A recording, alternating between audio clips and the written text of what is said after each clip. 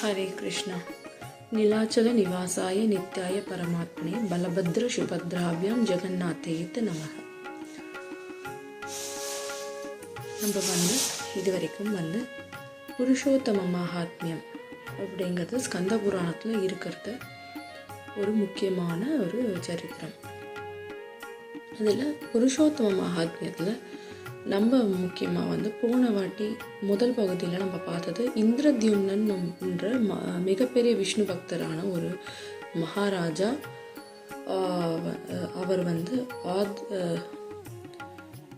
அவர் அவந்தி நாட்டை சேர்ந்தவர், மாலவ தேசத்தை சேர்ந்தவர். அவர் இங்கே அருகில் எங்கேயாவது ஒரு விஷ்ணுவோடைய கோவில் இருக்கா அப்படின்னு அவர் யோசிக்கிறார். நம்ம விஷ்ணுக்கு ஒரு கோவில் கட்டணும் அப்படின்னு யோசிக்கும்போது அவருடைய குருவோட ஆலோசனையை கேட்குறாரு. அவர் ஒரு சபை கூட்டுறாரு. அந்த சபையை கூட்டும் பொழுது அங்கே இருந்த ஒருத்தர்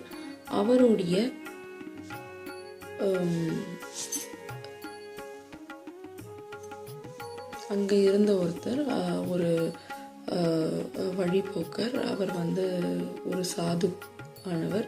அவர் அந்த அவருடைய அனுபவங்கள், அவருடைய பக்தி அனுபவம் அவர் ஒரு இடத்துல பக்கத்தில் இருக்குன்னு சொல்லி ஆந்திரா தேசத்தில் இருக்குது அப்படின்னு அவர் சொல்கிறார். அங்கே சரபர்கள் அப்படின்னு சொல்லி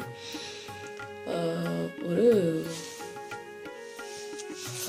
சமூகம் இருக்குது. அவங்க ரொம்ப விஷ்ணு பக்தர்கள், ஆனால் வேட்டைக்காரர்கள். ஆனால் வேட்டைக்காரர்களாக இருந்தாலும் நம்ம நினைக்கிற மாதிரி கிடையாது. அவங்களுடைய விஷ்ணு பக்தியே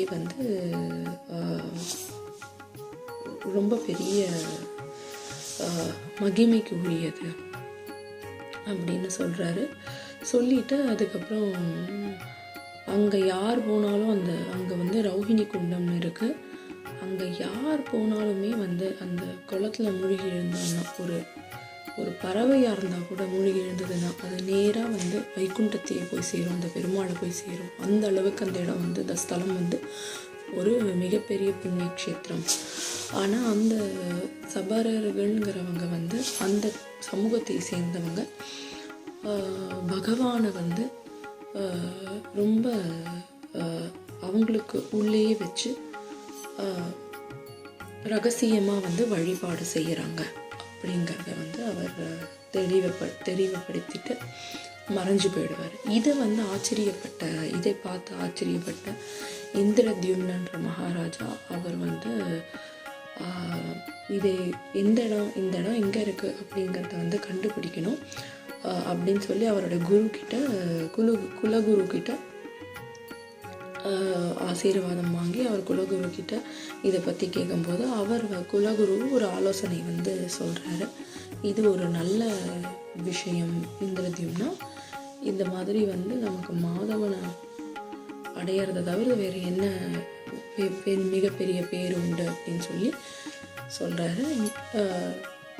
அப்போ அவருடைய தம்பி இந்திரத்யும்னனுடைய தம்பியான வித்யாபதியை அவருடைய படைகளோட கொஞ்சம் பேரோட சேர்ந்து போய் அந்த இடத்த கண்டுபிடிச்சிட்டு வர சொல்ல அப்படிங்கிறாரு. இவருமே செய்யலாம் அந்த மாதிரி அப்படின்னு சொல்லி எண்ணம் கொண்டு இந்திரத்யும்னன் அவருடைய தம்பியான வித்யாபதிக்கு கட்டளையிடுறாரு. வித்யாபதியும் தன்னுடைய பயணத்தை தொடங்கிறதுக்கு முன்னாடி, அந்த இடத்த கண்டுபிடிக்கிறதுக்கான பயணத்தை தொடங்கிறதுக்கு முன்னாடி அவருடைய குலகுரு பூஜைகளை செய்கிறாரு. செஞ்சு அவரை அனுப்பி வைக்கிறாரு. இதுதான் நம்ம முதல் பகுதியில் பார்த்தோம். இன்னைக்கு புருஷோத்தம மகாத்மியத்தில் ஸ்கந்த புராணத்தில் வரக்கூடிய புருஷோத்தம மகாத்மியத்தில் பார்க்கக்கூடிய இரண்டாவது பகுதி என்னன்னு பார்க்க போகிறோம். அந்த இரண்டாவது பகுதியில் என்ன நடக்குது? இப்போ இவர் இந்திரத்யும்னோட தம்பியான வித்யாபதி அவரை சேர்ந்த படைகள் ஒரு 4-5 பேர் 6 பேரோட சேர்ந்து அங்கே புறப்படுறாரு. பூஜைகள்லாம் நிறைவேறின பிறகு பெருமாளை வேண்டிக்கிட்டு அந்த இடத்த கிளம்புறாரு. கிளம்பி மகாநதின்னு ஒரு இடம், அந்த இடத்த போய் சேர்றாரு. அங்கேருந்து கொஞ்சம் தூரம் போனால் அங்கே ஒரு காட்டு பகுதி வருது. அந்த காட்டு பேர் ஏகம்ரா அப்படின்னு ஒரு காட்டு பகுதி. அதை சுற்றி பார்த்திங்கன்னா அங்கே ஒரே காட்டு பனை மரமாக இருக்குது. அங்கே அப்படி பார்க்குறாரு. பார்த்தா கொஞ்சம் தூரத்துலேருந்து அங்கே நிறைய பேர் சங்கு, சக்கரம், அதுக்கப்புறம் தாமரை இதெல்லாம் எடுத்துகிட்டு போகிறத பார்த்த உடனே அவருக்கு ஒரே மனசில் பூரிப்பு, சந்தோஷமும் வந்துடுறது வித்யாபதிக்கு. ஆஹா, நம்ம இடத்த நெருங்குறோம். ஏன்னா பெருமாளுடைய தங்கு, பெருமாளுடைய சக்கரம், பெருமாள் வைத்து கொண்டு இருக்கக்கூடிய தாமரை, இந்த மாதிரி பெருமாள் சம்மந்தப்பட்ட விஷயம் இவங்கெல்லாம் எடுத்துகிட்டு போகிறத பார்த்தா இவங்க எல்லாமே ஏற்கனவே ராஜா சொன்ன மாதிரி அந்த சபர கூட்டங்களில் சேர்ந்தவங்களாக இருப்பாங்களா இருக்கும். அவங்க பூஜைக்காக எடுத்துகிட்டு போகிறாங்க. நம்ம சுவாமியை நெருங்கிட்டோம், நம்ம நம்மளை படைத்த இறைவனான மகாவிஷ்ணுவை பார்க்க போகிறோன்ற பூரிப்போடையும் அவரோட நினைவோடையும் தியானத்தில் இருந்து அவர் சந்தோஷப்பட்டுக்கிட்டு கொஞ்சம் தூரம் போகிறார். அங்கே போன உடனே அங்கே ஒரே இதுவாக இருக்குது, சுற்றி ஆலமரமாக இருக்குது, அடர்ந்த காடாக இருக்குது, ஆலமரமாக இருக்குது. அவர் வந்திருக்கிற இடம் நிலா மவுண்டன், அதாவது நிலா மலைப்பகுதி, அதாவது நீலாத்ரி, அதாவது நீலகிரி, அதை தான் சுருக்கி நிலா பகுதி அப்படின்னா. இந்த நிலா பகுதி இந்த இடத்துக்கு வந்துடுறாரு. அந்த இடத்த பார்த்தாலே ஒருத்தர் அப்படி ஒரு செகண்ட் அப்படி ஒரு அரை நிமிஷம் அப்படி பார்த்தாலே அத்தனை ஜென்ம பாவமும் விநாசனமாகும். அவ்வளோ ஜென்மத்தில் நம்ம செஞ்ச பாவமும் அந்த இடத்துலையே புசுங்கி போயிடும்.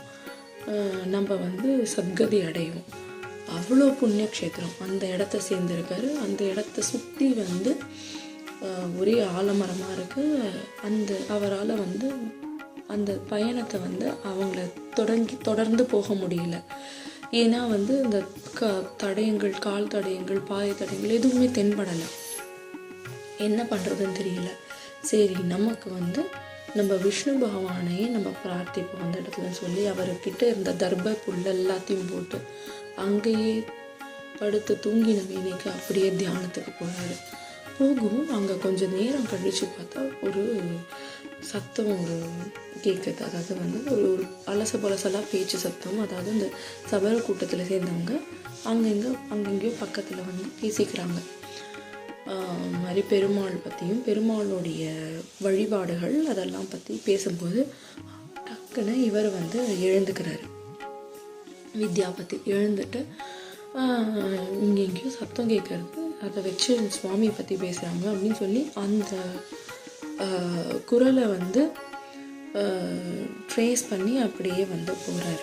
அந்த குரலை இது பண்ணிக்கிட்டே போகும்போது அவர் கரெக்டாக அந்த சபரர்களை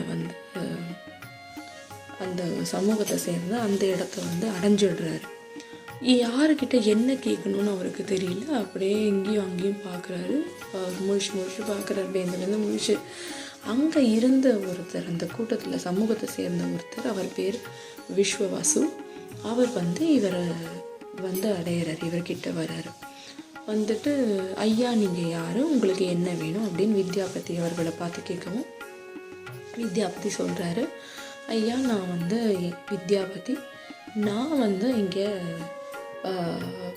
பகவான் இருக்கிறதா கேள்விப்பட்டு வந்திருக்கேன். நீலமாதவன் அப்படிங்கிற பேரில் பகவான் இங்கே இருக்கிறார் அப்படின்னு சொல்லி வந்திருக்கேன். நானுமே ஒரு மிகப்பெரிய விஷ்ணு பக்தன். என்னுடைய அண்ணா அவரும் மிகப்பெரிய விஷ்ணு பக்தன். நாங்கள் ஆத்ராங்கிற தேசத்துலேருந்து வரோம். அதாவது நாங்கள் மால்வான்ற தேசம், அவந்தி தேசத்துலேருந்து வரோம். ஆத்ராங்கிற தேசத்தில் இந்த மாதிரி இந்த காட்டுப்பகுதியில் உங்கள் இடத்துல இருக்கிறது நீலமாதவன் இருக்கிறதா நாங்கள் கேள்விப்பட்டு வந்திருக்கோம் அப்படின்னு வந்து சொல்கிறாரு. உங்களுக்கு என்ன வேணும் அப்படின்னு இவர் இன்னும் கேள்விகளை எழுப்ப சபர இதை சேர்ந்த சமூகத்தை சேர்ந்த விஸ்வவாசு எழுப்ப இவர் வந்து வித்யாபதி சொல்கிறார், எங்களுடைய தேச மன்னனான இந்திரத்யும்னன்ற ராஜா வந்து நான் சொன்னது போல் அவர் வந்து மிகப்பெரிய விஷ்ணு பக்தர். அவர் வந்து விஷ்ணுவுக்கு கோவில் எழுப்பணும் அப்படின்னு நினைக்கிறாரு. இங்கே வந்து ரகசிய வழிபாடுகள் நடக்கிறதா கேள்விப்பட்டோம். அது உலக மக்களுடைய நன்மைக்கு வெளியிலையும் வந்து அவரை கொண்டு வந்தோம்னா எல்லாருக்குமே நன்மை கிடைக்குமே, எல்லாருமே தெரியப்படுத்த முடியுமே, எல்லாரும் வணங்கலாம் இல்லையா, வணங்கி நன்மை பெறலாம் இல்லையா அப்படின்னு வித்யாபதி தன்னுடைய எண்ணத்தையும் தன் ராஜாவோட எண்ணத்தையும் அவர் வந்து வெளிப்படுத்துகிறார் அந்த இடத்துல. அப்படியா சரி அப்படின்னு சொல்லிட்டு கொஞ்சம் கண் கலங்குறாரு விஸ்வவாசு. அவர் ஏன் கண் கலங்குறாரு அப்படின்னா, இத்தனை நாள் நம்ம ரகசியமாக வந்து நம்ம விஷ்ணுவை வச்சு பூஜை பண்ணி வந்தோம், பிரார்த்திச்சோமே, அவர் வந்து இப்போ வந்து நம்மளை விட்டு போக போகிறாரே அப்படின்னு சொல்லிட்டு கொஞ்சம் கண் கலங்குறாரு. அப்போ அவருக்கு ஒரு சமயம் வந்து புராதனமான ஒரு புராணம் ஒன்று ஞாபகம் வருது. பழைய புராணம் ஒன்று இருக்குது. அதில் வந்து நம்ம கேள்விப்பட்டிருக்கோம் இல்லையா, சமயம் வரும்பொழுது பகவானே தன்னை வந்து வெளிப்படுத்திப்பார் இந்திரத்யும்னன்ற மகாராஜர் மூலமா அப்படின்னு நம்ம படிச்சிருக்கோம் இல்லையா. அதற்கான சமயம் வந்தது, நம்ம அழக்கூடாது, நம்ம அதுக்கு வந்து ஒரு தூண்டுகோலாக இருந்துட்டு போட்டோம், நம்ம ஒரு துரும்பாக இருப்போம் அப்படின்னு சொல்லிட்டு அவர் நினச்சி இதை விட வந்து ஒரு பெரிய பகவான் சேவைங்கிறது என்ன இருக்க முடியும் அப்படின்னு நினச்சி அவர் சொல்கிறாரு. வித்யாபதியை கூட்டிகிட்டு போகிறாரு. என்னோட குடியில் இருங்க ஐயா, நாளைக்கு காலையில் நம்ம போய் நீலமாதவரை பார்க்கலாம் அப்படின்னு சொல்லிட்டு அவருக்கு வேணுங்கிற பணிவடையெல்லாம் செஞ்சு சாப்பாடெல்லாம் போட்டு வந்து சாப்பிட வச்சு வித்யாபதியை நல்லபடியாக கவனிச்சுக்கிறாரு. அதுக்கப்புறம் அடுத்த நாள் காலையில் விடியும் பொழுது அவர் வந்து வித்யாபதியும் அவருமா சேர்ந்து விஸ்வவாசமாக சேர்ந்து ரௌஹினிங்கிற புனிதமான அந்த நீரில் போய் அவங்க மூழ்கி எழுந்து அவங்க வந்து சுவாமியை வணங்கி அந்த ரௌஹினி குண்டத்திலே இருந்து கிழக்கு பகுதியில் நீலமாதவருடைய ஸ்தலம் இருந்தது. அந்த இடத்துக்கு நீலமாதவரான மகாவிஷ்ணு அவங்க வந்து வச்சிருக்கிறத அவங்க வந்து பார்த்தாங்க. அவரை வந்து காமிச்சிட்டு இந்த மாதிரி அவருக்கு அவங்க வகையான பூஜைகள், தீபாராதனை காட்டுறது எல்லாமே வந்து பண்ணாங்க. அதை பார்த்து இவருமே வந்து ஆச்சரியப்பட்டார். இனிமேல் வந்து நீலமாதவர் வந்து அங்கே வந்து வெளிப்பட போகிறாரு.